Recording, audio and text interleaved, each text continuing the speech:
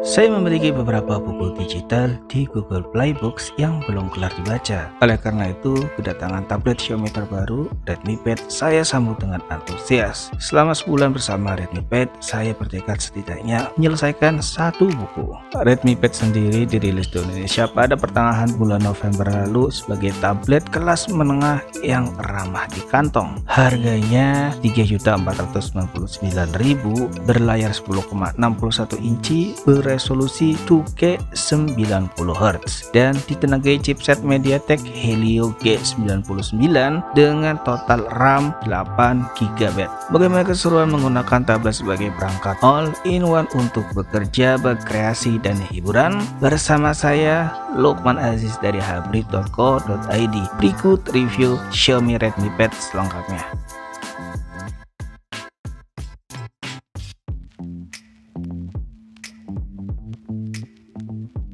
Hal pertama yang terlintas dalam benak saya ketika unboxing Redmi Pad ialah menampakkan pengalaman membaca yang nyaman. Ukuran layar 10,61 incinya terbilang sangat lapang. Enak banget untuk membaca buku di Playbooks dalam orientasi vertikal maupun landscape. Walau layarnya lega, bentuk Redmi Pad cukup ramping dan ringan sehingga mudah dioperasikan dengan dua tangan dan gampang ditenteng kemana-mana. Ketebalannya 7,05 mm dan beratnya hanya 445 gram. Untuk merasakan pengalaman membaca yang lebih baik, pergi ke pengaturan layar dan aktifkan mode membaca. Pada pengaturan lanjutan mode baca, rekomendasi saya pilih mode paper dengan opsi light colors atau black and white. Nah, pada mode paper ini selain bisa menyesuaikan color temperatur ke lebih hangat agar mata tidak cepat lelah, terdapat pula menu tekstur yang memberikan tekstur berupa efek grain dan saya kasih lebih pekat agar pengalaman membaca lebih alami layaknya kertas buku. Berikutnya saya mengatur Redmi Pad untuk bekerja, jadi saya mengacak-acak tempat penyimpanan untuk mencari stand dan mendapatkan keyboard Bluetooth Logitech K380.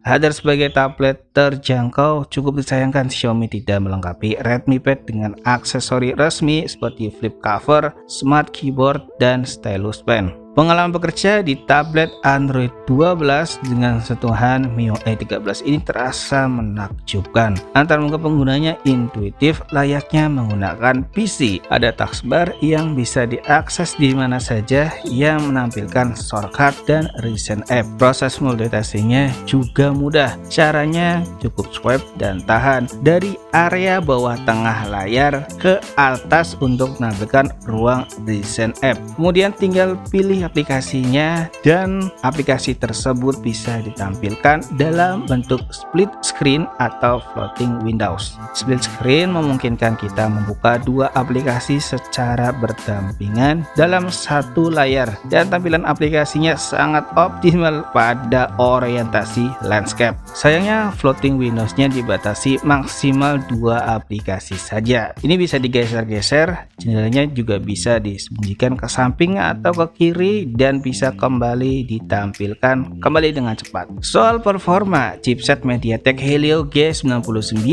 lumayan kuat dan irit daya. Ditopang RAM 6GB ditambah 2GB secara virtual lewat fitur memory extension dan ruang penyimpanannya cukup lapang 128GB yang bisa diperluas dengan menyisipkan microSD. Selama pengujian, bekerja dengan multitasking dan berbagai kegiatan produktif lainnya dapat berjalan dengan lancar dan konsisten. Bagi yang kerap meeting online, Redmi Pad memiliki kamera depan 8MP dengan lensa ultrawide yang posisinya di samping kanan dan dilengkapi dua mikrofon untuk fitur noise reduction. Dengan baterai 8000 mAh, Redmi Pad sanggup menunjang kegiatan penggunanya seharian dan sudah mendukung pengisian daya cepat 18 watt.